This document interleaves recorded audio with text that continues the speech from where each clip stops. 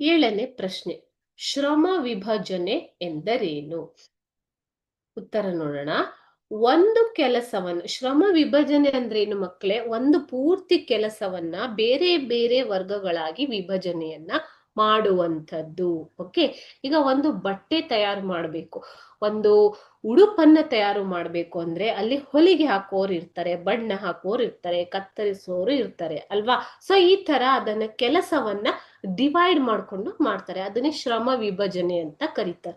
ಒಂದು ಕೆಲಸವನ್ನು ಜನರು ತಮ್ಮ ಆಸಕ್ತಿ, ಅಭಿರುಚಿ, ಸಾಮರ್ಥ್ಯ, ವಯಸ್ಸು, ವಿಶೇಷ ಪರಿಣಿತಿ, ಕೌಶಲ್ಯ ಹಾಗೂ ಲಿಂಗ ಭೇದಗಳ ಆಧಾರದ ಮೇಲೆ ಹಂಚಿಕೊಂಡು ಮಾಡುವುದನ್ನು ಶ್ರಮ ವಿಭಜನೆ ಎಂದು ಕರೆಯಲಾಗಿದೆ. ಡಿವಿಷನ್ ಆಫ್ ಲೇಬರ್ ಅಂತ ಹೇಳ್ತಾರೆ ಇದನ್ನು.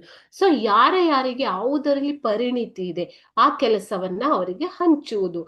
ಒಂದು ಗುಂಪು ಇವಾಗ ಯಾವುದೇ ಒಂದು ವಾಹನವನ್ನ ತಯಾರಿಸಬೇಕು ಅಂತಿದ್ರೆ ಅದನ್ನ ಬೇರೆ ಬೇರೆ ಭಾಗಗಳಾಗಿ ವರ್ಗಾಯಿಸ್ತಾರೆ ಮಕ್ಕಳೇ. ಆ ಬಿಡಿ ಭಾಗಗಳನ್ನ ತಯಾರು ಮಾಡಿ ಅದನ್ನ ಜೋಡಿಸುವುದು. ಓಕೆ, ಸೊ ಯಾರು ಯಾವುದರಲ್ಲಿ ಪರಿಣಿತಿ ಹೊಂದಿದ್ದಾರೆ ಅವರಿಗೆ ಆ ಕೆಲಸವನ್ನ ಹಂಚುವುದು. ಆ ಕೆಲಸವನ್ನ ಹಂಚಿಕೊಂಡು ಒಂದೇ ಕೆಲಸವನ್ನು ಬೇರೆ ಬೇರೆ ವಿಭಜನೆಗಳಾಗಿ ವಿಂಗಡಿಸಿಕೊಂಡು ಮಾಡುವುದೇ ಶ್ರಮದ ವಿಭಜನೆ.